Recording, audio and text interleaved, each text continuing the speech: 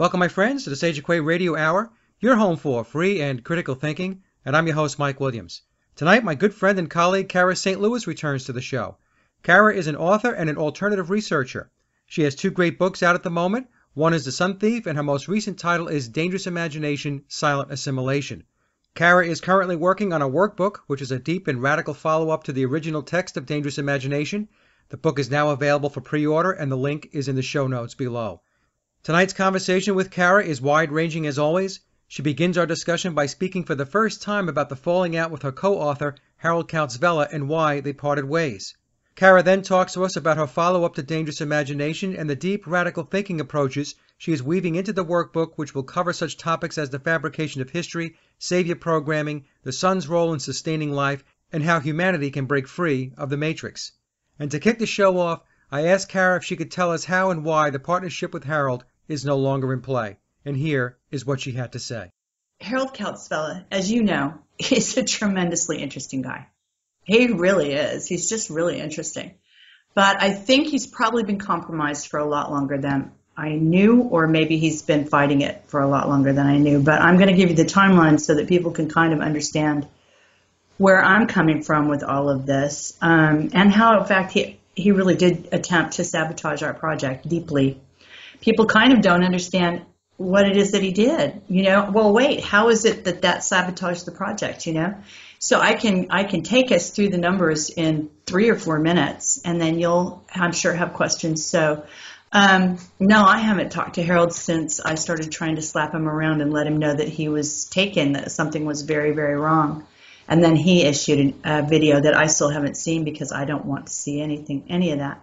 Because that's Harold possessed. That's not Harold, actually. That's something else talking through Harold. And I have no truck with that.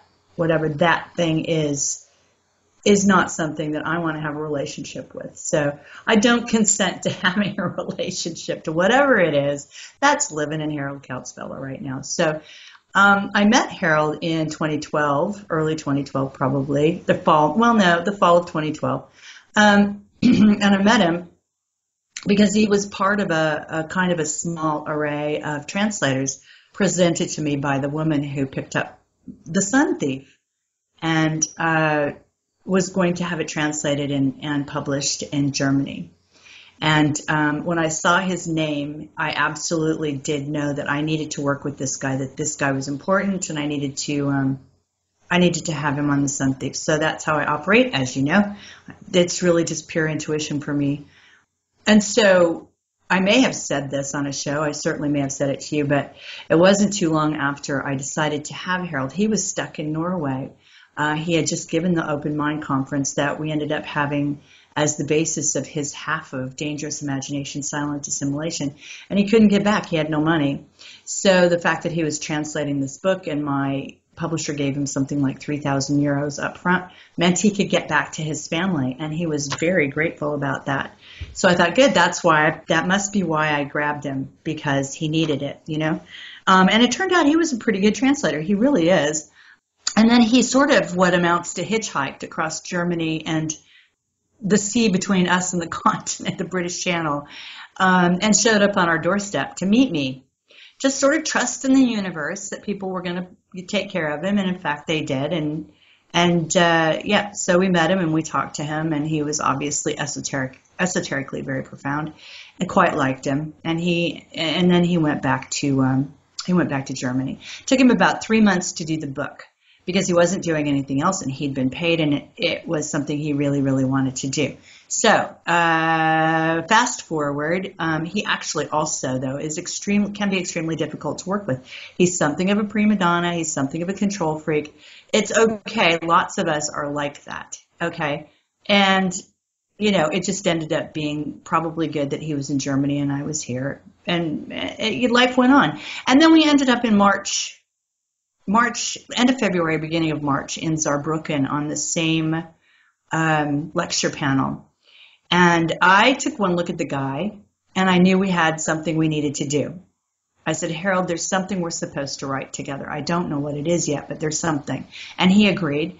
And so I sat down to write my half of Dangerous Imagination, which is the social engineering half. And he decided that he would put in the open mind lecture and add to that. And that is what became the skeleton of the book. But then, Michael, you may remember there was a point at which it came out in English in December of 2012. No, December of this last year, 2014. Yeah, December 2014. You may remember interviewing us and then getting a hold of Harold and him having this big piece of information to deliver that, in fact, the chemtrails were affecting our RNA. Do you remember? And there wasn't anything we could do about it. We were cooked. Yep. You remember that one? Yep. Well, he asked me at the time. He had not finished. Well, there were lots of things going on at the time, but he asked me if I could pull the book back off the English market and add that chapter in English. And I absolutely refused to do that because I don't believe that for a second. I'm not putting anything out that says that we're cooked, that we don't have a shot, that we don't have a chance. I don't believe it. It's not true. Okay. So when he started to talk like that, I started to wonder how, because he's always been extremely positive, and extremely sure about human beings' power. So there was that. And then he was still trying to, there were two things that were going on.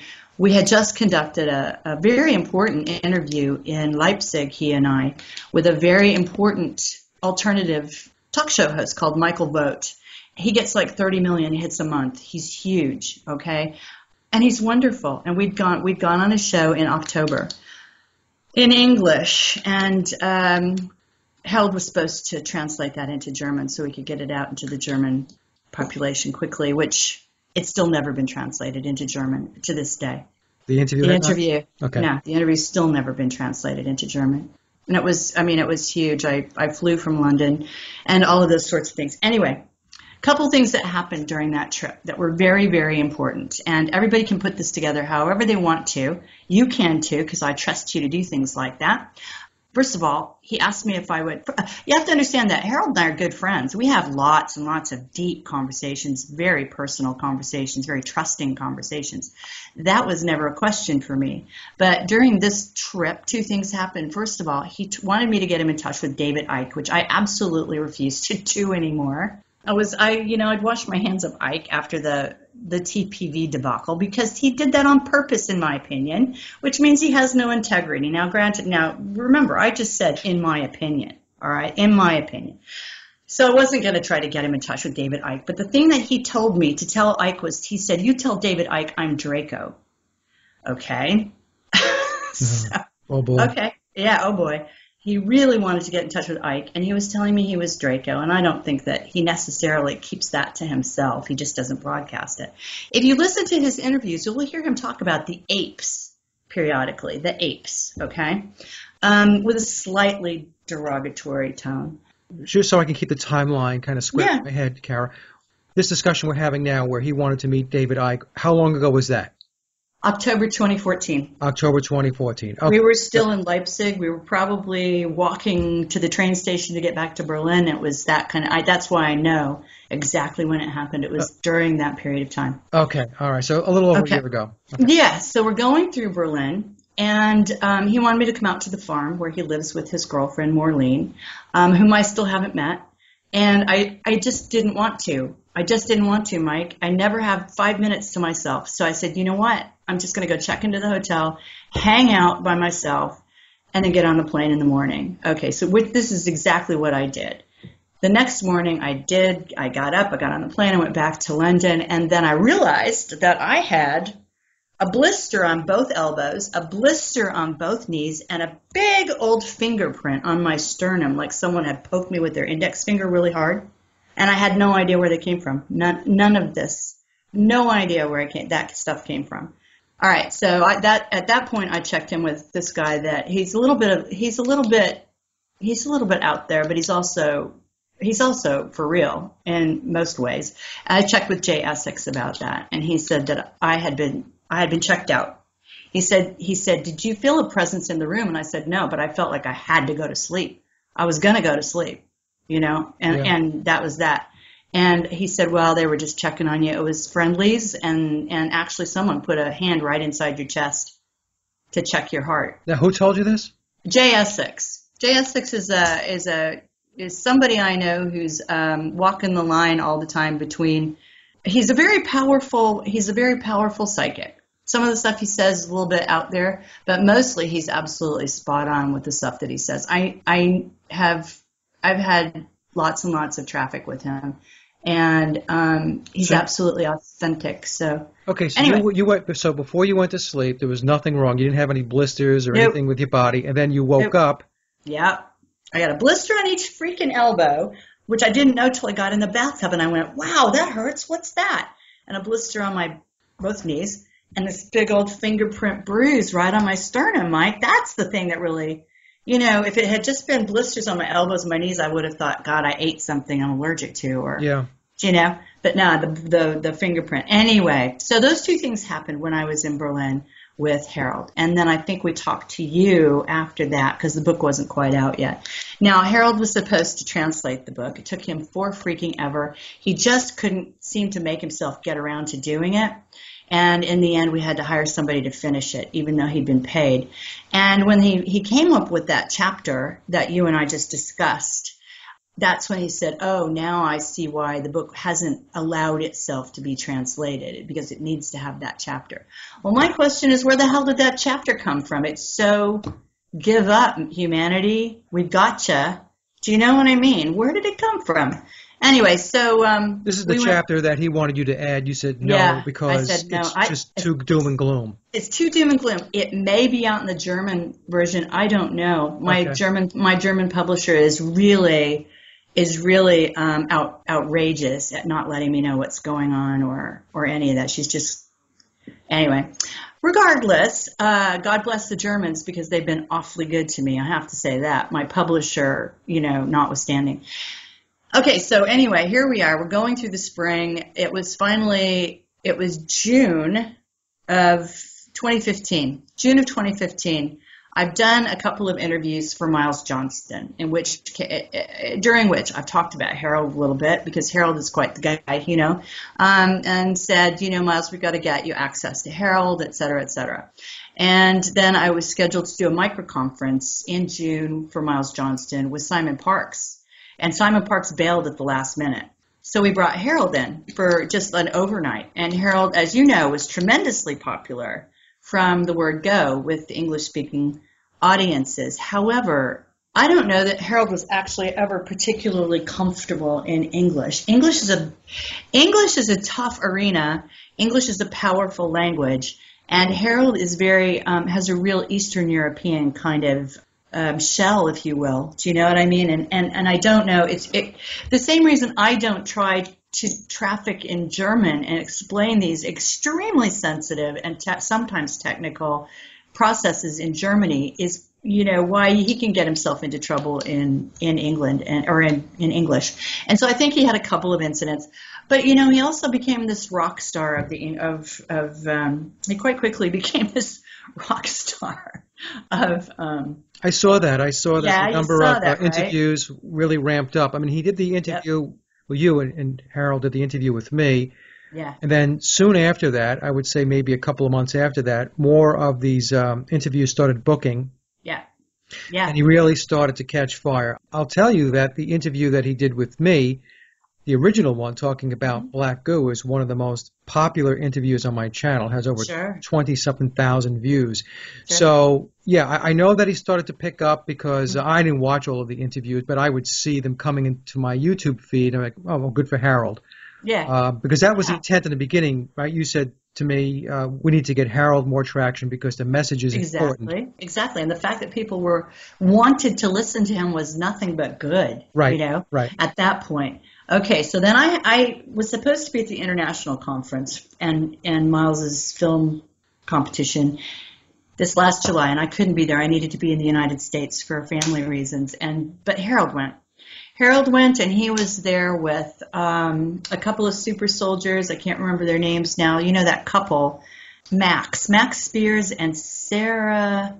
Can't remember her last name. I will. Anyway, they're very popular super soldiers, and some other great people were there, and Harold was there. And that's when things started to go south really, really badly, Mike. I mean, first of all, he sent me an email at that point saying that when Max and Sarah had come into the room, Harold had seen 4 giant spiders come into the room at the same time. Well, okay, we do talk about spiders, don't we? And we talk about the kinds of things that live in computers. What is it? That scuttlers. That's what Miles talks about. But Miles, as Miles says, if you can see them, then they're running you. Do you know what I mean? You have a relationship with these kinds of things. So just having him say that to me was extremely alarming. Also, he and I both wanted to talk to Sarah badly. We're both sort of drawn to Sarah, and he wanted to talk to Sarah because he said that he thought that they were related in some way and that she was channeling AI. Okay, fine. I didn't get to go, so I let him do what Harold does. And he didn't think that I should interview them because I want to try to do some work. I'd like to try to do some work with you, and I'd like to try to do some work with Miles Johnson and those sorts of things. And I was thinking of interviewing I was thinking, wouldn't it be kind of cool if Harold and I sat down at a table with those two? Do you know what I mean? Yeah. That could be a really killer interview. But he told me not to do it because he said they're basically weapons. Well, okay, they're super soldiers. Yes, they'll probably tell you that themselves, you know. And then we started getting this stuff about Harold talking about being, possessed by alien beings, and the fact that, and he said that Jesus had been born again, and that Jesus was 2 years old. And I mean, he just really kind of started to unravel in a big way over the summer, and had, for some reason, the locus was this international conference in England, and everybody who interviewed him was a piece of garbage, and he went to town destroying them, and he just sort of went off, man. And when I started to get wind of this, because obviously he wasn't telling me any of this stuff at all. I was hearing about this peripherally, and people were sending me interviews going, "Are you aware of this?" And I'd say, "No, I'm not aware of this." He also told me in the parking lot of the barge one night after the micro conference, I said, "You know what, Harold, I need to come." That was in June. "You know what? I need to come and finally meet your girlfriend, Maureen." And he said, "Okay, but when you come, if you meet Maureen, be sure you don't have any issues because she's ruthless." Now, what the hell does that mean? Well, I mean, do you see what I was like? Wow, what's happening here? What's happening? So that's not like a real warm fuzzy. No, it's not. And she's a shaman. She's a very powerful shaman, according to Harold. But what else is she? Is she running him? Is she his handler? You know what I'm saying? Yeah. I don't know. I've never seen her.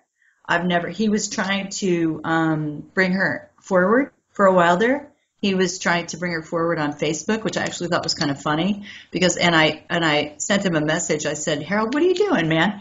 Are the girls chasing you? Does Maureen want you to put her out there?" And he said, yeah, that's it. The girls are chasing me. So Maureen is now going to be my partner, more obviously my partner. Well, that made sense. I mean, gosh, I'm a girl. I understand that. But I don't know if that's actually what was happening. And then when I heard this interview he did with Higher Side Chats, yep, I immediately started blasting him with questions, saying, "Dude, you are taken. You're taken. You're taken. You're taken. Stop it. You're all over the place now." There were some clairvoyants whom I also trust very deeply over here that are connected to the Basis Project, who tried to have a look at what was going on with Harold and said that essentially he's as close to dead as he can be and still be walking around, but there's something in there. So that's where I'm at, Mike. And how did he sabotage the project? Very in a nutshell. Well, that project had 2 prongs. It was a no excuses book. It was his side, which was the science, so, quote unquote science, and it was my side, which was the social engineering. And it was the how and the why together, so that there couldn't really be any bailout on what was going on. So what he did was try to get me to stop publication of the book with his half in it, which he couldn't do because he would be breaking all kinds of publishing laws. So he couldn't get me to do that. And what he did was release his half of the book as a free PDF on the internet. So what that means is people don't necessarily read the 2 parts of the book together the way they were put out, do they? And how does that sabotage it? Well, it means that the whys don't get heard, doesn't it? You want to read Harold's part because he's very popular and it's all esoteric and there's demons and things like that. But it eliminates some possibility of mine being heard. Now, it didn't really work out that way. Sales stayed pretty good, but But the agreement was that the book would be a joint venture, right? you better believe it. Right. So to go off, and I'm giving my opinion here, to go off and then extract your piece of the book out and say, well, you know what? I'm just going to go do my own thing after you agreed that it was going to be a joint venture isn't right. Right. No, of course it's not. And it's absolute. If people don't get that the sabotage, that's sabotage now. Do you know what I mean? I mean, that's absolute sabotage. But I wanted to ask you, though, Cara, so that some of the audience can catch up a little bit. Yeah. Let me just give a little background. When I had Harold on the show, I think it was the first time that he was really speaking in the U.S., I think. And so he talked about the black goo, and he talked about EMF, and he talked about DNA, RNA, and all that stuff. And it was very popular stuff. It was very, like you said, very esoteric, but it was extremely intriguing. Yeah. Now, what happened since then? Like, where did, in your opinion, did he go off the rails? Where did he get basically, how do I say this, a little too esoteric? Yeah. Okay, and well, where yeah. you said, you know what, hey, Harold, what's going on here? Because if you keep going down that path, we are going to have a credibility issue. Right. Because you're going to become not believable. Exactly. Right? So what were some of the examples where you picked up on that? First, it was the RNA lecture that he gave us. Yeah, there's no hope at all. And then it was the Miles Johnston's International get-together where he lambasted everybody who came within 5 feet of him. And honestly, maybe he's right. I don't know. But the way he went about it was so reactionary. Do you know? If you'd had a private word with me about this or that and said, what do you think? And, that sort of thing. But he didn't. He just started making independent videos, blasting Miles, blasting the clairvoyants that he worked with when he was there. And basically just, as a matter of fact, Miles Johnston brought me that. Miles had sent me a text asking me if we wanted to do Ireland and Scotland next year. He was putting together some kind of tour. And I said, sure, absolutely. And then the next day he texted me back and he goes, you know what? There are videos that your friend is putting out in German just crapping all over everything that ever happened to him in England, which, by the way, you can't find now. What a shock, Mike. They disappeared as soon as we sort of started calling him on them. And the other thing is he sent me one of the things that, okay, here's another thing. Here's how I always know there's a demon on board related to Harold.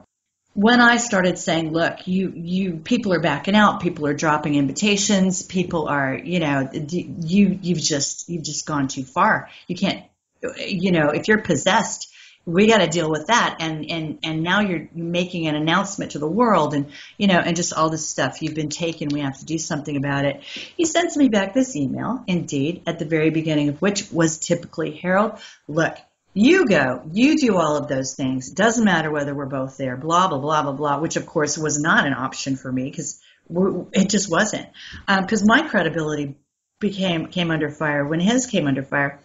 And then at the bottom of this freaking email, I went, there's the demon. It said, oh, but I do have to say it's rather embarrassing how much attention you seem to need.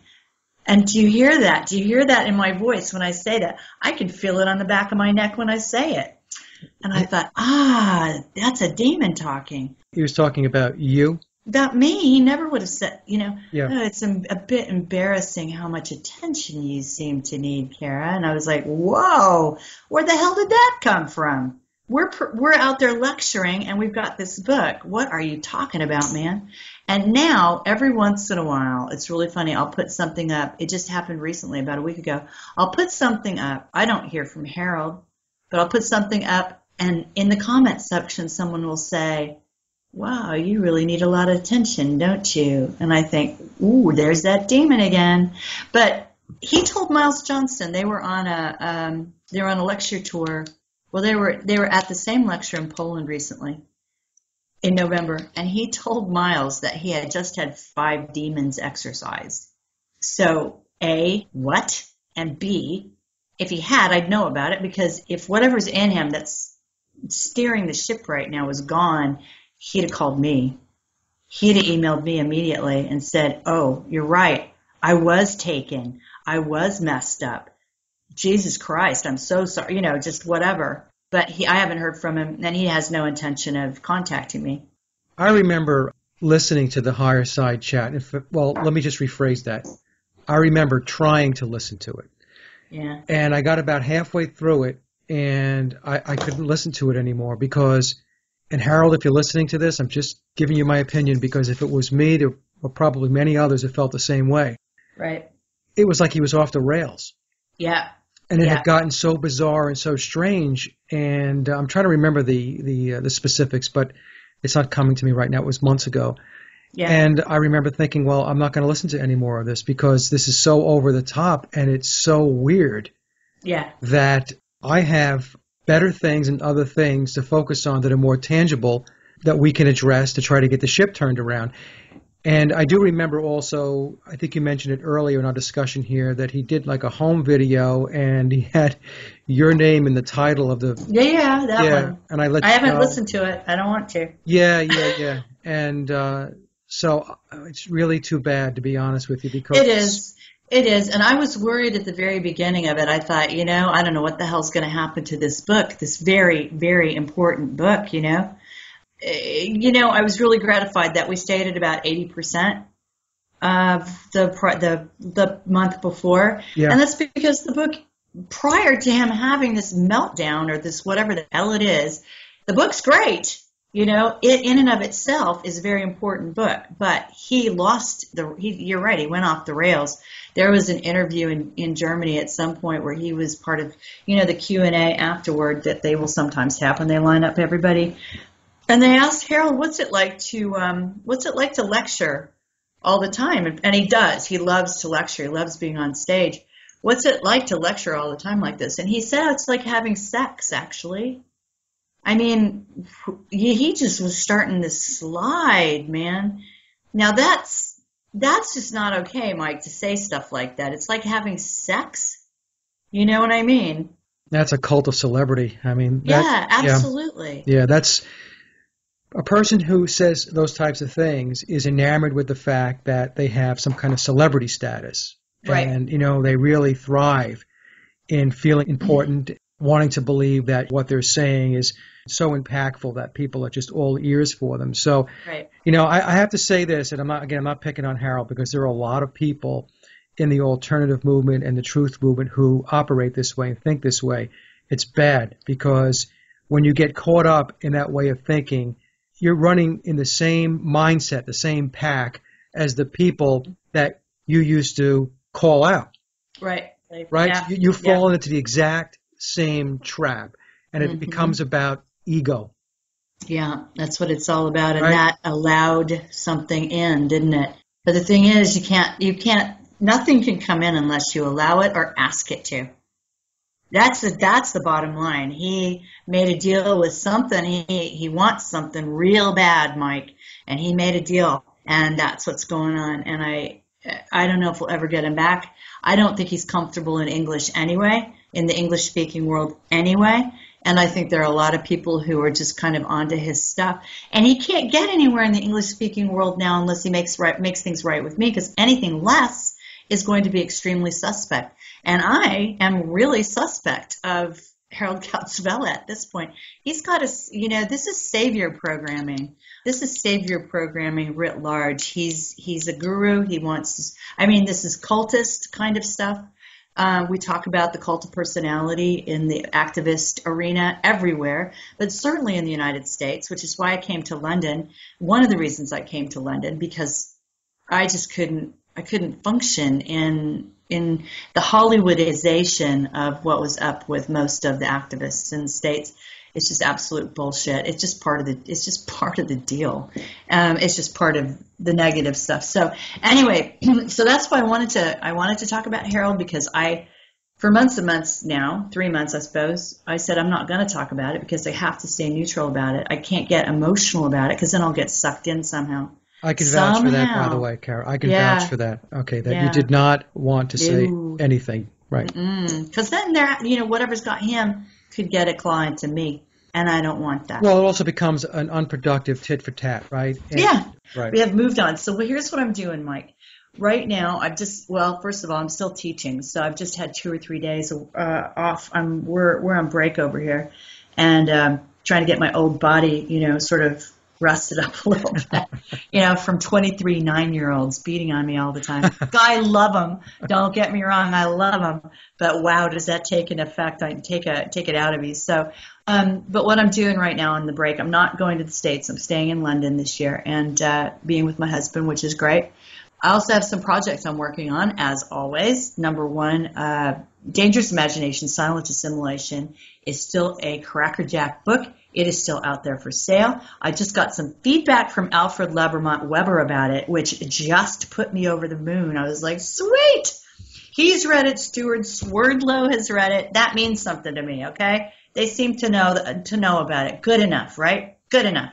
And so what I decided to do was make a trilogy out of it. I'm calling it the Imagination Chronicles because in the end it has to be positive, Mike. It has to be about recognizing our power again, and reclaiming who we are as cosmic beings, which is rare and beautiful and so freaking important that predators are after us. Please remember that. I mean, there is no such thing as evil has won and we just have to give up and get over it. Not where I'm coming from. Absolutely not. Absolutely not. We're just a prize. We are a prize that they're still after. Evil has not won, or we would know that. So the Imagination Chronicles. The first one's out. That's the one Harold and I did together. The second one I'm working on right now, it's called Dangerous Imagination, Silent Assimilation Workbook. I sent you the rough outline of the chapters I'm working on right now. I hope my friend Mike was a bit blown away by the radical. Hopefully he sees this as radical, because I sure as hell want it to be radical, because I think it needs to be. We need to kick each other out of bed. And what's happened to us is radical. So it's only about fighting fire with fire. Now for me, for example, the chapter I'm working on right now, there are so many historians out there, Mike, so many people working on the fact that we've had between 300 and 1,000 years of false history inserted into our timeline. Ta-da! Yep. That's number one. Okay, number one is that. That's what I'm working on right now. Well, Cara, before you, let me just say this. When I received your outline, there was two things, two chapters that actually really caught my attention. And first of all, let me just say this. The radical thinking part of it is absolutely right. We have to radically think. If you're going to think traditionally, conservative, within the same paradigm that we're actually stuck in, nothing's going to happen. We're not going to make any change. So you have to think outside the box, drastically outside the box. Right. The second thing is when you talked about the great forgetting. Yeah. I had put a video up, I guess about 2 weeks ago or 3 weeks ago up on the blog, and it was called the Phantom Time Hypothesis. Which claims that the period between 614 AD and 911 AD did not exist. At least, yeah. And the historian is a German historian. His name is Heribert Illig, ILLIG, and he had ILLIG, and this was back in 1986 that he had proposed this and said that part of history, the early medieval times, was all constructed, that it never actually happened. And of course the Roman Church was heavily involved in it, other secret societies. So it's very, very interesting. So when I read The Great Forgetting Indeed, and then I recall the post I put up about 2 or 3 weeks ago, it was very weird. I thought to myself, isn't that interesting? Yeah, because that's what's up right now, Mike. We're getting ready to bust through that. Yeah. It's not just me. I'm just doing doing things the way I do them, which is to try to be very sort of common understanding about various things that people can then run with and do their own investigating to whatever level it works for them at that time. Yeah. But the Great Forgetting, actually, I did not make that up. That there was an article put out, I can't remember, or a book. No, that's the title of a book put out a while back, which is true. The Great Forgetting is true, but it's also false, because what the guy's talking about is history that probably, yeah, we forgot it, but did it ever actually exist? Do you know what I mean? Right. So this is the conundrum. This is where we find ourselves, knowing that history is absolutely unreliable. You cannot use history to quote unquote prove anything, and yet there's also truth there. There has to be truth. If there is no truth in what they do to us, the spell won't work. It's black magic, Yes. right? And they have to tell us what they're doing in some way, or it just doesn't work. So yes, there is truth in there, and there are people out there doing some tremendous work, and I'm deeply into working on that chapter as well. The list of scholars who absolutely know that our timeline has been monkeyed with is very long and very prestigious, really. And no matter what you might think about Isaac Newton, we all have our opinions about Isaac Newton. Now, he was a chronologist as well, and he knew immediately that things had been messed with. And the way that the people knew things had been messed with were, it was the astronomers. The astronomers were sort of tracking the planets and tracking the phases of the moon and eclipses and things like that, and it didn't add up. It just didn't add up. So they knew something was wrong, and they could identify periods of time that couldn't possibly have happened. So there's 300 to 1,000 years that just didn't happen. Go ahead. Well, I was just going to say, you can, if you want an example, and I'm talking to the audience here, of how history can be altered. All you need to do is look at the current events. Look at what's taking place today. Let's take an example, right? 9/11. There's an official story out there. Well, that official story becomes history if it's allowed to. Right. And so 50 years from now, 100 years from now, when people are reading books or kids are reading history books, if that history is not altered to reflect the actual truth of what happened, then people are going to get the fairy tale version 50 years, 100 years, 200 years from now. So I want people to think about that, because this is how it happens. Now, if they can do things like this in an era where we have all of this technology, we have the ability, we have the internet, we have cameras, we have all of this stuff that allows us to be able to catch these things and correct them. If you go back 100 years ago, or 200 years ago, 500 years ago, 1,000 years ago, that type of technology was not there. So they can basically do whatever it is they wish to do, because they controlled the books, they controlled the publishing, as they do today. Right. So why does this particular chapter, why does this actually matter? Well, you start to stray into territory where it's so big, people can't hold it. Do you know what I mean? Yeah. When you start saying things like there's 1,000 years into, well, one way to think about that is that it's not really 2015, it's 1015. Okay? That's a way to just use the eraser. Then the question becomes, what actually did happen, you know? There's a lot of this stuff is coming out of Russia now, you see. Russia's opening up and things are coming out, and a lot of people in Russia. There's a fellow called Anatoly Fomenko, Fomenko. He was an astronomer, and he's one of the people who most clearly and vocally described this idea that a lot of the history could not have happened. Another thing, there's a woman who's working. I have to say this about this woman who's working. She's in Austria right now. I think she's Russian. She's certainly from the Eastern Bloc based on her accent. But her YouTube channel is called New Earth, one word, Newearth, The Survivors, okay? And she is doing she's only one of my sources, but she is doing absolutely phenomenal work in revealing the fact that like for example, survivors of Atlantis had been with us until as late as 200 years ago, all over the globe, Mike, and she can prove it.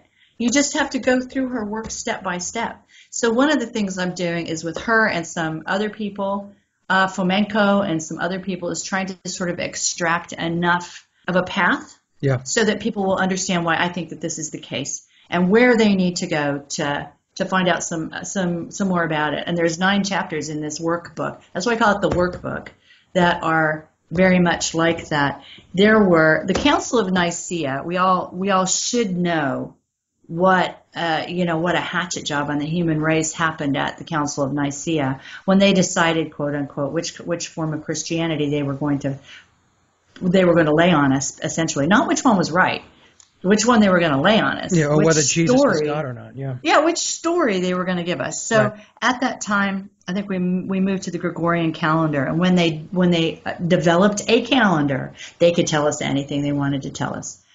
Here's the calendar. This is what it is, and this is a population that may or may not know anything about calendars or history or any of that stuff. And there were two Jesuits, actually, surprise, surprise, who were heavily involved in the fabrication of the last 1,000 years. I'm going to tell you their last names. You can look them up. One was called Scaliger, Scalager, or Scaliger. It's probably Scaliger. And the other one's called Pitavius, Pitavius. Those were two Jesuits whose mission appears to have been to rewrite history. There's another thing we need to know. If you look at documents, this is something that the New Earth person, who's prolific and yet elusive at the same time, I may go to Austria to interview her. She doesn't want her. She wants no fame. That's the problem. You've got to go where she is and talk to her. She doesn't want any fame. So she's prolific, but she's a bit elusive. Anyway, it was such that one of the ways to write Jesus Christ post Council of Nicaea was Eusus with an I. And in one of the ways that people dated documents to indicate that it was post Jesus Christ wasn't AD. It was with a little tiny I at the beginning of the date. So if you take a looking glass to many, many documents, millions of documents from the Middle Ages, what you're not seeing 1492. You're not seeing 16 something or 13 something. If you look very carefully, you're seeing a little tiny dotted I and then 3 digits. Yeah. Okay? That's not 1635. That's 635 years after the birth of Christ. That's what that little I means. Okay? But if you let those sorts of misunderstandings go, then it's easy to insert 1,000 years. One of the reasons Thomas Sheridan is somebody I really admire, although some of the stuff that he gets off into, I think is kind of a red herring. But by and large, the guy's spot on. If you have a chance to listen to him, he says, and I agree, that every monarchy around the world is of the same bloodline, probably of the Prussian bloodline, which God knows what that actually is. But this 1,000 years was manufactured to justify the rulers in place for the last 200 years. Yeah. Yeah. So, and how would we know? How would we know, Mike? Because we got put in these schools. How the hell would we know? We got lined up in these desks and fed whatever the hell they wanted to feed us, and that's what they're still doing. Right. That was my example with 9/11. I mean, 100 years from now, you're going to look at that. How are you going to know? That's what they fed you. Yeah. And when it was 1805, which was just over 200 years ago, that the Prussian education system sort of came into being, and the push for it to go global was on. And now, I mean, that's what the first half of the book is about anyway. Cara, you're going to package this together. In other words, this particular chapter or set of chapters is going to explain this whole thing with forgotten time or time that never existed. Yep, it is, and I will try to give you exactly I will give you the very best references so that you can go and look at this for yourself and make up your own mind. That's really, I think, what my job is with all of this stuff. And then there's this whole I have to credit my husband quite a bit because there's a lot of work going on in Germany, Mike. A tremendous amount of work going on in Germany that we sure as hell don't know about in the English-speaking world. And if it wasn't for him bringing me this stuff, researching, I wouldn't know about it. And so this is why I often stop and say, thank God for the Germans, because they're working their asses off. But you have to be able to speak German to know what they're doing. And one of the things that's going on is there's a lot of institutional evidence, the research going on that proves that such things as something like 24,000 calories of light if you want to call it calories, it's not really calories, biophotonic energy is what it is, goes through our body daily. We use it somehow. We use it somehow, and that's in comparison to what? 1,500 calories of quote-unquote food that actually goes into our body. I think that one of my chapters is how do human beings actually sustain themselves? If you see that one right in front of you, that has probably some of the most radical statements it will have at the beginning of the chapter that you will read in the book. There's a fellow called Jericho Sunfire. He's says, and I believe him, but he says after 17 years of trying, he is a well-established breatharian. He calls it inedia, not eating, and he calls it the big secret.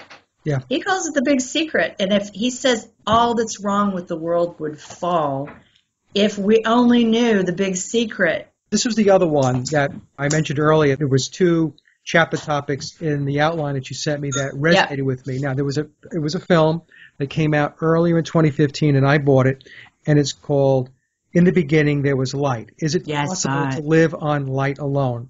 Yep, I saw it. Okay. Brilliant. Brilliant. Thank you for pushing that film. Yeah. No, I bought the film, and it's a brilliant, brilliant film. Good. And when you had this as part of your outline, I thought to myself, bingo, there we go again. Mm-hmm. Brilliant minds think alike. Well, this is what it is. This is what it is. And the other thing that Sunfire says is every time we walk outside, when we move, we're creating something. We're creating energy when we move, as long as we're in the presence of the sun. Right. Now, let's go all the way back to my first topic, Mike, which is why the hell are they trying to get between us and the sun? Oh, yeah. With chemtrailing. Yeah. Okay? They're cutting us off from something that nourishes us, from something that we use to materialize, to manifest on this planet. It's all about the sun. Yeah. It's all about the sun because it's all about the light. We are creatures of light. Rudolf Steiner, who I bring up every once in a while, he said it's all about the breath. The whole secret is in the breath. Now, in 1924, he kind of left us with that, with us not knowing what the heck he was talking about. But he said that more than once. The secret is in the breath. It's all about the breath. And if we in fact if it has been proven that 24,000 units of biophotonic energy goes through our bodies every day, Jericho Sunfire says we're a filter, the human body is a filter, then why the hell do we need this other stuff, this junk that they pour into us? Now, I have to always say this, Mike, when I say this on a radio show or on a television show, we live in a belief system, and belief systems are mighty powerful, and they can kill you if you're not very, very careful. So Mike and I are not espousing that you should stop eating. The way I look at this stuff, and you tell me if you agree, okay, these are hidden or occulted elements of existence that we do not know about because they have been suppressed. Yes. And Cara is exactly right, that there's a reason why they keep blocking the sun with chemtrails. Now, I know there are many aspects with regard to why they chemtrail, but one of them, and I do believe is one of the most important, is the fact that they do not want the sun to be what it really is to humanity, which is a lifeline. Yep. Right? So they want to cut that cord so that it makes us even weaker, if you will, and it makes us more dependent on whatever it is that they're going to push out to say, look, this is the food you're going to eat. That's how I look at this, is that there's more room, a lot more room for us to investigate and research and find out more about what existence really is, because it's not what we've been taught. That's for sure. No, absolutely not. And I'll tell you something else. Remember that when you go to look up this guy's stuff on YouTube, and I hope you will, I'll put down some links for you. It's not Jazz Muheen and all those people. This who are very new agey. This guy was a professional rugby league player, who came out of the ghettos of London and took 17 years to get where he was going. And he said anything that's less than that kind of a period of time isn't what we're doing. It takes a long time to spiritually get to this back to this point. And also, it's not for everybody this time around. I would love to be able to do it. It's just a kick in the pants. But you know what? I've been told by Jay Essex told me, if you stop eating this time around, you will die. He said, you cannot do it right now. So maybe that's true, maybe it's not. The main thing is in going through the journey that I'm going to take people through in that chapter, they will really understand that human beings are sustained by way more than Mickey D's cheeseburgers, okay? That's poison. That all of this stuff, if it didn't come out of the ground, in my opinion, if it's got a face and a mother, I don't know if you're a vegetarian or not, Mike, but if it had a face and a mother, we ought not to be eating it, because I don't believe that life feeds on life. I think that's a big con. I think it's, especially based on the fact that biophotons are probably the primary source of our sustenance on the planet. Your saliva. See, this is another thing that's been picked up by the mighty Bonacci. Bonacci talks to this guy all the time too. He interviews Jericho all the time as well. But he says that we make 8 cups of saliva every day. When it says drink 8 glasses of water, we make 8 cups of saliva. So is that really what we mean, or really what was intended? I don't know. But we really need to get in there and figure out what's going on here. And we need to get in there and figure it out fast.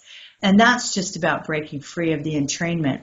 One of the examples I use about what it can look like is, remember when Britney Spears shaved her head and went after that car with an umbrella? Yep.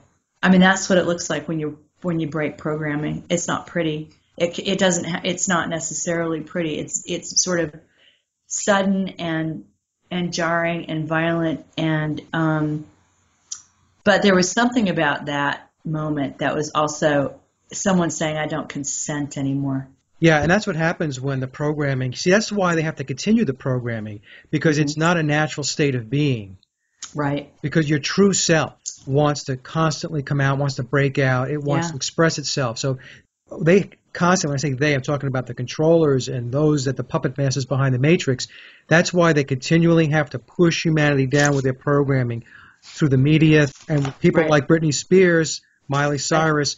It's through actual mind control programs that these young ladies and a lot of these young kids, these celebrities and so on, that they're in these programs, is what I'm saying. Yeah, I don't think they want to do this stuff, honestly. No, they don't want to do this stuff. And I think they don't have a choice. Right, they don't have a choice. And so what happens is they're very conflicted people. And that's why you see things like what happened with Britney Spears is they unravel because this is not where they want to be. And they're trying to break out. So what else caught your attention there on the lineup there, Michael? I thought the Savior programming was, there weren't any bullets under it, but I think we should talk about this, Cara, because Savior programming is all around us every day. Oh, yeah. Yes, it is. I mean, and it's just, you can start with the churches and things like that, but starting with the churches and religious upbringings and all of the different so-called spiritual schools worldwide is to risk getting back into just to talk about it, you're in the entrainment. It's one of the reasons I don't talk about money, because when you talk about money, everything else just shuts off, and you can't think about anything else because that's how powerful the black magic is. So I don't talk about the religious stuff too much. What I talk about with Savior programming are the people who somehow manage to come along and try to attain guru status. I say this about Harold. I say that this is Savior programming that's taken over to a great extent. There are other people. Kesh is another one. Whatever he's putting out, that's great. He also calls himself a savior. And so, I think you have to be very, very careful with people like that. I can't remember who else I've got. Simon Parks can very much come off like a savior. He talks about meditating CERN into submission. I don't know. Well, politicians too. Politicians, but people. Yeah, any politician, sure. And that's actually something we can talk about, Michael, because one of the things I get really fed up with is this idea that people don't understand. Listen, let me give you an example of how addicted we get to this stuff, okay? And I'm going to use my beautiful, lovely, wonderful mother to make this example. God love her. Look, the sacrifice she made for the world was huge. But we would talk about something that she had seen she was looking at on CNN, some piece of trauma that they were trotting out, and oh, isn't it horrible? And she would be distraught and staring at the screen and things like that. And I would say to her, Mom, you realize this is all bullshit, right? There's nothing on there that isn't absolute bullshit that you're looking at. You do know that, right? And she would look at me and she would literally say, yes, I do know that. And I believed her. And then, like a magnet, her head would go back around toward the television and she would be, captured again and clucking her tongue about whatever it was that was so horrible. Do you see what I'm saying? Yeah. This is how addictive it is, what they do to us. Politics is another one. Politics is 100% social engineering, collecting data to figure out how to move the herd.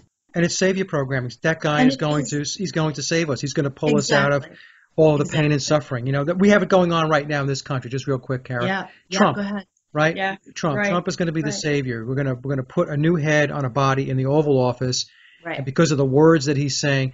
And the savior mentality says, in my view, that you personally feel like you don't have to do anything. You could just sit there like a big load, and somebody else is going to take care of all this stuff for you. Right. You don't have to do a damn thing. Right. And this is the problem that we have, that humanity has, is the fact that too many people think that way, that they can just sit down on their duffs and somebody else is going to take care of it all for them. Right. They don't have the gumption to get up or the motivation to go about and make things happen. Right. And as long as people continue to think that way, by the way, folks, and again, this is my perspective, I'm not speaking on behalf of Cara, then we're going to continue to have a lot of challenges.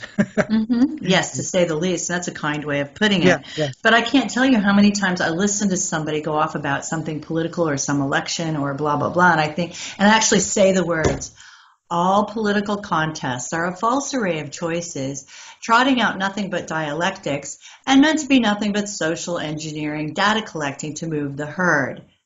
I can't even tell you how often I say that, and yet we are so hooked into these goddamn meaningless contests, right? Yep. We can't stop ourselves. We're just addicts. We can't stop ourselves. Right now the whole thing is Bernie in the States, right? Yeah. Bernie Sanders. Is that his last name, Sanders? Yeah, Bernie Sanders. To me, he's no different than Ron Paul. He's just the other edge of the spectrum, and they're trying to figure out how many people are hooked into his stuff, into his political, Yeah, I think he's different than Ron Paul. I'll just give you my perspective. Well, okay, but you know what I mean. In terms of gathering of social data, it's just gathering social data at the other pole. Yeah, I mean, all of these candidates represent a segmentation of the population. So how many people are in Bernie's camp? How many people are in Trump's camp? How many people are in Hillary's camp? So this is how they're able to dissect and analyze the data. Right. How do we manipulate next? What's the next set of programming that's got to go out so that we can steer the herd in a certain direction? Right. There's no doubt. There's no question about it. And I've mentioned this on other shows, Cara. This is why we have polls. What they're doing is they're trying to figure out how much more manipulation they have to do in order to get you into a certain direction. When I say they, I'm talking about the controllers again. Right. That's what polls are all about. Polls are just figuring out where you're at with your thinking. Because if you're not where they need you to be, well, they just have to tweak the model a little bit and get you to where they need you to be, which is, wherever. Right. Yeah, and every time you take one of those little quizzes on Facebook. Yeah. That's what you're doing, is you're giving them data. Exactly. It doesn't mean anything. It means nothing other than they're collecting data, and they're collecting data on a global scale now. That's they can manipulate us and move us. So there's that. And that is part of the Savior programming. And that started with because while I'm writing this chapter on history, I hate to actually try to nail anything down right now. For example, in my chapter on Prussian education system, I do a timeline on the people who brought up this idea of compulsory education and being educated for the benefit of the state and all of that, and I take it back to Plato. But how the hell do we know what he said, or if he even existed? Mike, do you know what I'm saying? Right. All of that could be just a big old line of crap to have us believe that it had been thought of before and justification. So we really just have to dig through all this stuff and try to figure out for ourselves what is actually real. Yeah, so the Savior programming, Somebody else who's doing that big time right now is Stephen Greer. Have you noticed this with him? You know who I mean. His name's Dr. Stephen Greer. I know. He looks like, to me, I'm going to say this, I'll probably get in trouble psychically, but the guy has always looked to me like a giant reptile in a human suit anyway, with the bulging reptilian everything. I keep waiting for his tail to come out somewhere. But it's even more so now. And I know a couple of people, including Miles Johnston, who have seen him speak here in London recently. And he's doing these lectures wherein he asks you to invite the alien into your heart. Yeah. And we're not going to get anywhere until we invite the aliens into our hearts. Yeah. And then after he trots that business out, he says, I'm going to play for you now this communication between us and the aliens that I have. And so he emits this massively destructive, razor-sharp frequency at the audience and actually paralyzes you. It's horrific, I'm told. I haven't been part of it. But those of you who might be getting ready to go see Dr. Stephen Greer, be aware that this will happen to you. He will play over the loudspeakers this tone that he claims is alien in nature that will cause you to be profoundly uncomfortable and just about paralyzed. You will not be able to move. And it goes on for quite some time, I'm told. You don't have to convince me about him. I never, ever put any stock into Stephen Greer. I always thought that he was disinformation, that he works for an alphabet agency or maybe multiple alphabet agencies. And the thing that, very early on when he would go and do his lectures and he would say, and I was invited to speak to the Joint Chiefs of Staff about aliens and about UFOs and everything else. And I thought to myself, really? Why? You? The Joint Chiefs of Staff didn't know anything about the aliens or the UFOs. They had to bring you in. And by the way, he's a former MD, right? Yeah. So the whole thing is just concocted. And he's put out there because people resonate with him because he was a doctor and now look what he's doing. He's into aliens and he wrote that book. I think the book was called Disclosure. And but look, my thoughts on Stephen Greer, right? Mm-hmm. A time waster. I wouldn't spend any time on anything that man says because I believe it's all disinformation.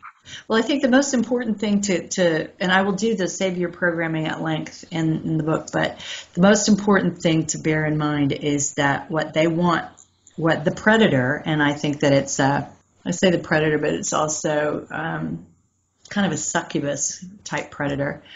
What they want more than anything is for us to forget that we have any sovereignty at all, that we have any power over anything. And so this entrainment that we've got that someone from outside is going to have to come and save us because we're too stupid or powerless or whatever to do it on our own, they have everything invested in that. They have everything invested in that. So the minute you don't buy into that anymore, and then you know that you really know that we can save ourselves and you can save yourself, you're breaking a big piece of entrainment, and you'll notice when it starts to come over you again, look around at the society and see what's built upon those sorts of things, what leads you back to someone who can come and rescue you. Yeah. It goes on constantly. And the reality is we're more powerful and mightier than anything else that's out there right now.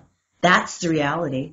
So, so the Savior programming is a very big part of Stuart Sverdlow, whatever you may or may not think of him. I haven't actually investigated him too thoroughly, but he just did a basis interview. And in the process of that interview, he talked about the reptilian, the Draco Savior agenda. And the Draco Savior agenda includes a return of the baby Jesus Christ. Now, what did I just say about my ex-writing partner? He told me he was Draco, right? There is a Draco Savior agenda. And it rolls out with the new birth of Jesus Christ, which Harold says has happened, and the child is 2 years old. Okay, Savior programming there. All right, I don't know. So the question is, when I work on books like this, the main point is to find a path through. Yeah, and if history is not our friend, if we have no history that we can count on, what do we have? One of the things we have is mythology, Michael. We have the myths. We carried the myths orally down through the years, yeah? Right. And there's a reason that that kind of thing is oral histories and things. They've tried to do away with those completely because that's something they can't control, and that has come down through the years. The Bach Saga is another thing you should look up.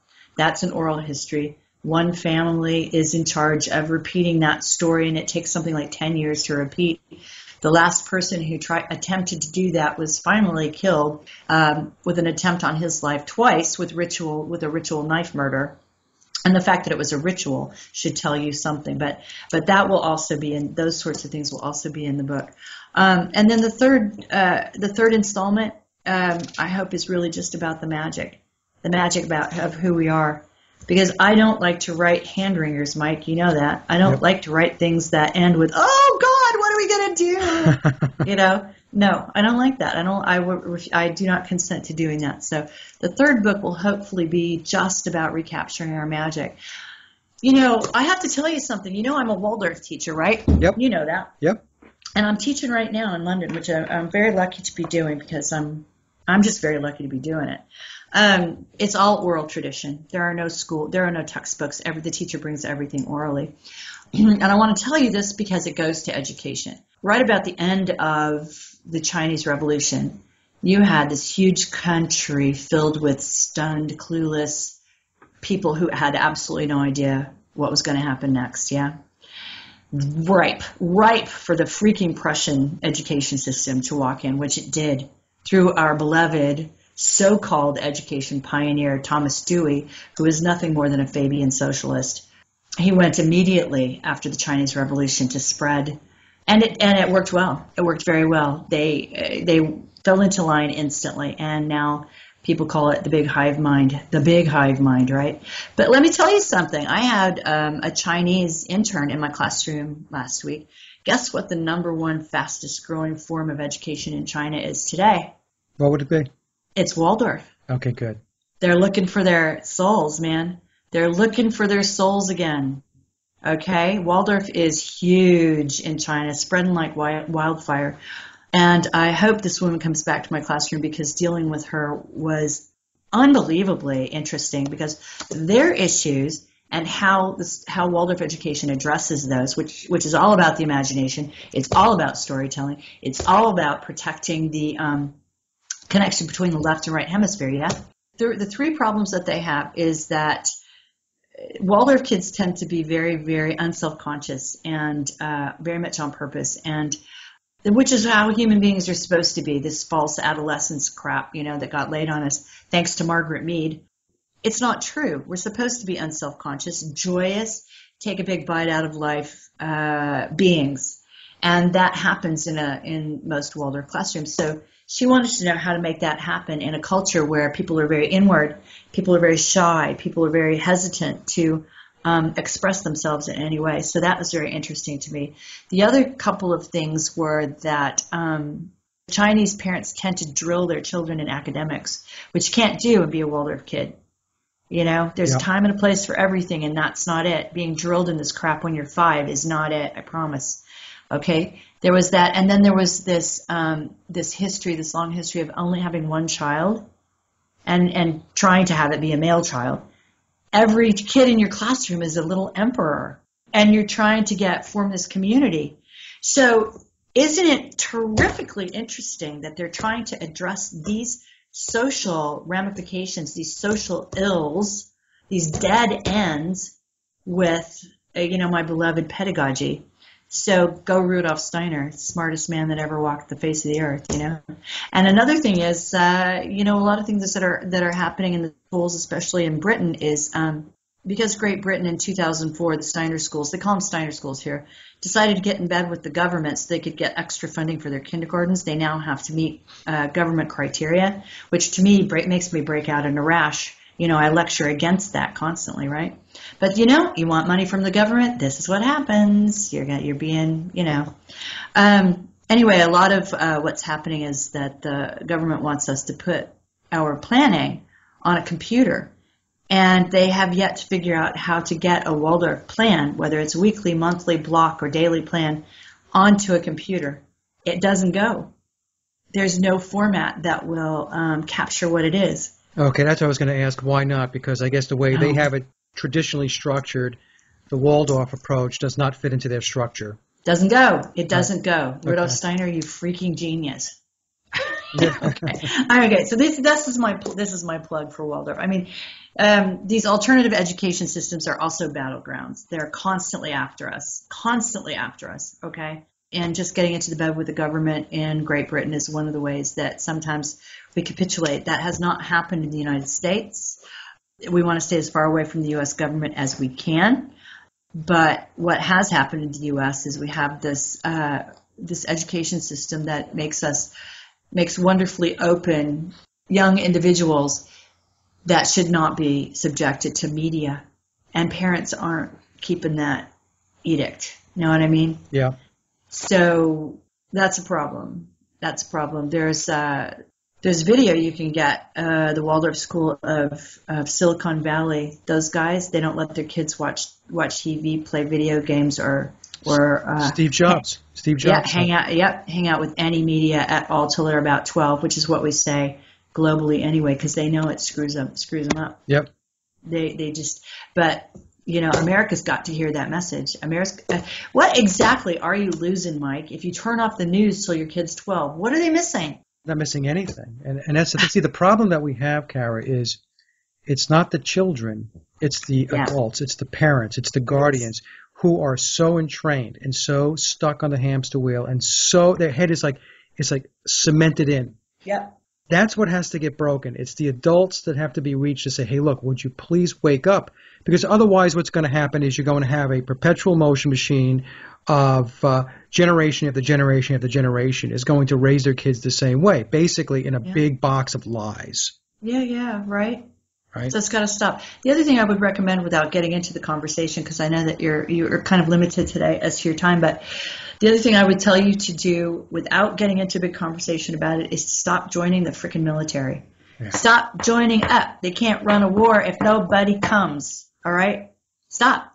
There can be no huge blood sacrifices if there's nobody there to shoot people. And the people who are coming back from these so-called wars, they're ravaged. They're ravaged souls. You're not doing anything patriotic. You're not doing anything good. You're not doing anything productive. You're just sending your sons and your daughters to be absolutely torn to shreds by demonic principles. So stop, we want peace. We want peace, Michael. Stop joining the freaking military. Right. If there's no military force, maybe we have a chance. It's so easy. You want peace? Stop joining up, man. They're always promoting war. I mean, it's everything. It's on TV. It's in the magazines. It's on the radio. It's by a hat with the Air Force, Marines, Army on it. All of this stuff, bumper stickers. And what people don't understand is that what's going on here is you're not fighting for democracy. You're not fighting for freedom. What you're doing is you are furthering the agenda of imperialists who are looking to colonize the world. End of discussion. And to protect and also to grow the profits of the corporatocracy that is totally in bed with what's going on across the world with these wars. And what happens is, your kid comes home, while they're in the military, they've got them on cocktails of psychotropics, which cocktails means 2, 3, 4 different types of psychotropics. They come home, they're maimed, and then they want to make it sound and look really good by saying, hey, you got your legs blown off. You know what? We're going to put 2 prosthetic devices on you, and you're good to go. And it's really a sick, very sick depiction and portrayal of what they're really being used for. Exactly. And it's the blood too, Mike. It is the blood. It's the blood sacrifices. And it's unbelievable what's going on, And they want to show you a Special Olympics where a bunch of guys or gals were maimed in war, and because they can, play basketball in a wheelchair. Don't get me wrong. I'm really glad that person who was an amputee can do that. But my point being is they shouldn't be in a wheelchair. That's right. Okay? That's right. They should have their legs. They should have their arms. They should their body should be intact. And it's just, folks, listen to me, okay? Yeah. I'll go off on the rails on this thing. Think about it, okay? Because we're not spreading freedom. No, and we have a predator who lives on blood, those blood rituals, the energy from those blood rituals. That's, just a big part of it as well. Yep. Not so. Okay. The other thing I want to tell you, because I know, like I said, I know you're limited today, but there's another project in the works that probably won't come out till 2017. I am really lucky. Have you ever interviewed Maria Wheatley? I have not. She's a friend of mine on Facebook, but I have not. You need to. Okay. You need to interview the both of us in about early 2017 because we're working on something together. Maria and I are working on a book. It's called Guardians of Fire and Blood, The Search for the Celtic Heart. All right. And as you know, Maria is a master dowser, and she's an amazing, I want to call her a guardian of Avebury, but I don't think she likes to call herself guardian of anything. And she and I are going to retrace her steps a little bit in terms of looking for some of the stuff that she's been looking for. She wants to find the Celtic heart. She thinks together we can do it. I believe her. Let's go, right? Let's go. I'm going to, she's going to lecture in Belfast in March or April, something like that. I think I'm going to try to get over there with her because we want to visit the site of the Battle of the Boyne. Do you know about the Battle of the Boyne? Nope. William, supposedly it was a real battle, but it wasn't. It was a ritualistic battle. Anyway, we'll talk about that at another time. But yes, the Battle of the Boyne was actually a ritualistic battle. Miles thinks it was a battle that actually discussed an alien entity coming to the planet. And frankly, one of my chapters is on CERN and Kali and how that all fits together, Kali and Shiva and CERN. We had a long talk about this, and we kind of figured out and fit together that this thing that went up on the side of the Empire State Building, remember that? Yeah. Kali? Yeah, on they the projected okay. the goddess Kali. Well, the guy that supposedly put that up, his last name was Psi Hoyos, and I took that apart as Psi meaning particle physics. Hoy is a boat that conveys goods along rivers in Scotland. It's a very old word, and OS being operating system. And so then we started talking about the Battle of the Boyne and how that was a ritual enactment of that caliber, celebrating or manifesting an artificial intelligence that came to this planet. Oh, okay. So, and them putting it on the side of the Empire State Building is just them having to tell us what they're doing to us. Yeah? So there's a chapter in there on CERN and Kali. And you have to know that Kali, by the way, is the name of the infrastructure that does the delicate calibrations inside CERN. They call it Kali. Yeah. And there's a statue of Shiva outside that building. So it's all about, Yeah, well, Kali, the goddess Kali, is about change and transformation, but they don't tell you what kind of change and transformation right. they have planned. Right. Okay? What are they doing? Exactly, right? What exactly. Are they it's doing? change and transformation, but it may not be good for humanity. Exactly. And some people think that they're trying to open up a Stargate. Yeah. What is it? An Einstein-Rosen bridge and all of that. Yeah. My speculation, Mike, and I don't know, people might laugh at me when I say this, but I speculate that human beings don't need Stargates. I don't think we need them. I think others need them to get here, back and forth. I don't think we need them because we have a relationship to a pretty powerful Stargate. That's the sun. You know what I'm saying? I mean, there's another radical statement for you. I don't think that human beings actually need Stargates, right? But other people do, and maybe, I don't know, maybe they're trying to punch their way off the planet. My sense has never been that CERN is a big threat. Again, another radical statement. But people... Go ahead. I was going to say that the stuff that they know, and when I'm talking about they again, I'm talking about the quote-unquote the controllers, what they know and what they do is so far beyond anything that most people think about on any given day. It's incomprehensible to most people. Right. So even though like you and I are having this conversation and some folks might think it's kind of weird and out there, like we're talking about maybe you don't need food. Maybe you can get your nutrition from the sun. People would think, oh, that's crazy, right? Right. Okay. All right. But if they knew what these people are working on and what they're trying to do, right, getting nutrition from the sun would seem like, you know what? That sounds like a good idea. So, they have no comprehension of what these people are engaged in, and it's I know, and that's why this is a workbook, and that's why I'm slapping people up the side of the head with the radical statements to begin with, and then working my way back down every chapter to something that might be more palatable. But the reality is, this is where we live.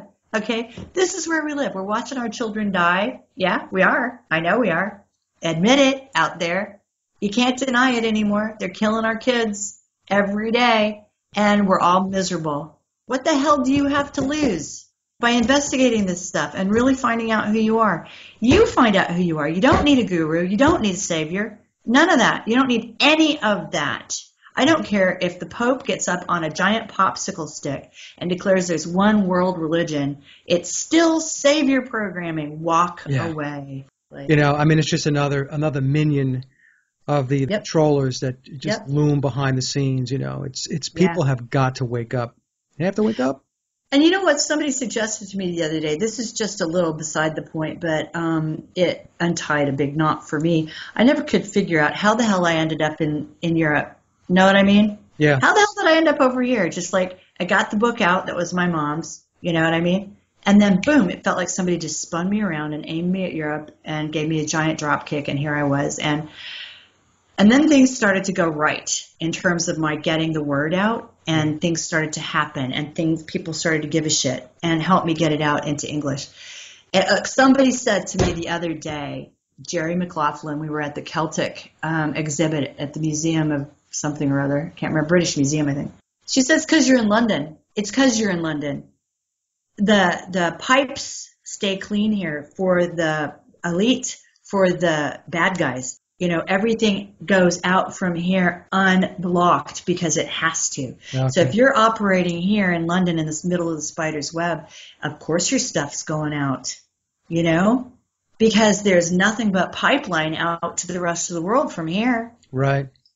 So does that explained it to me in a heartbeat. Yeah, I thought, that makes okay. sense. That's okay. I'm using the enemy's frequencies to get my work out. So that explains the whole thing, and that explains why I feel as if I just can't go back to the States. I'll get buried again. You know what I mean? This is a tough place over here, Cara. And I know you know because it is tough. It's like swimming through concrete that's drying. It's just when you talk to people and you try to interact with them and you try to get the message out, get them to notice things. Yeah. Boy, oh boy. Yeah, and then the question is, where do you start? Which thread do you pull? And that's really up to them. You give them as many threads as you can. They're going to pull the one that's the prettiest to them, the most intriguing to them, and then they're going to take their own journey. And that's mythology. That is the hero's journey, and that's what Joseph Campbell said. There's only one story, and that's the hero's journey, and each one of us is that person. And that concludes another Sage of Quay interview, and I hope you enjoyed the discussion as much as I did. Links to my guests' websites and social media are included in the show notes below. And as always, I'd like to thank everyone for listening and visiting the blog. You can get to the blog by typing in sageofquayradio.blogspot.com or simply head over to our hub website at sageofquay.com. Also, if you get a moment, please visit laboroflovemusic.com to listen to my album, Leaving Dystopia. And remember, live in truth and always serve creation. It's really that simple. See everyone next week. Be safe, enjoy, and God bless.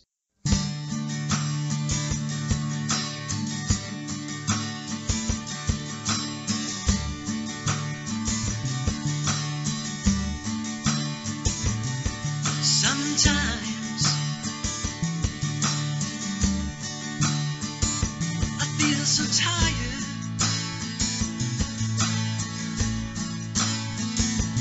but today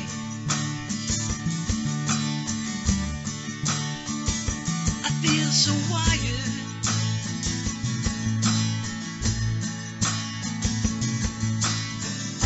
And I look through my crystal ball. All I see is that wall. So many people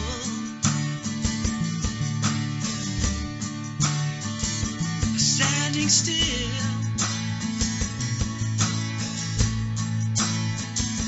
drifting away. They lost their will.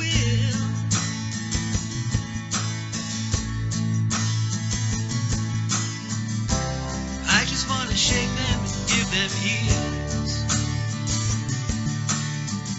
Wake up. living in fear. You are human. You are a beautiful soul. You are one with creation. Come on, get up, let's go.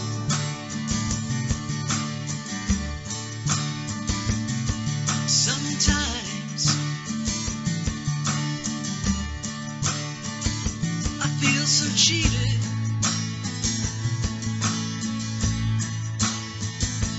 But today I won't be defeated.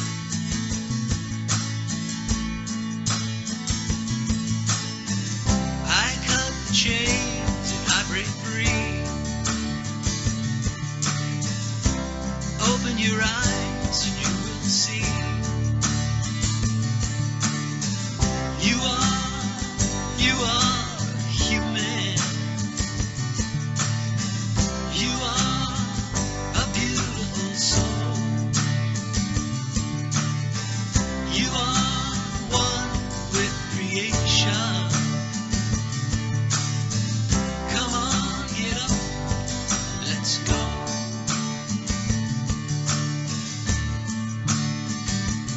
We are here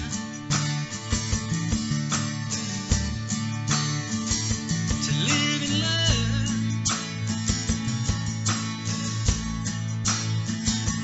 Another life, another turn.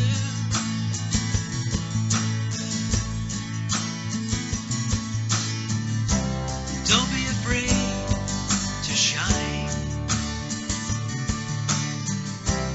Don't be afraid to open your mind.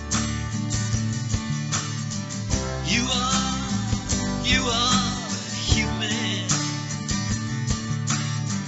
You are a beautiful soul. You are one with creation. Come on, get up, let's go.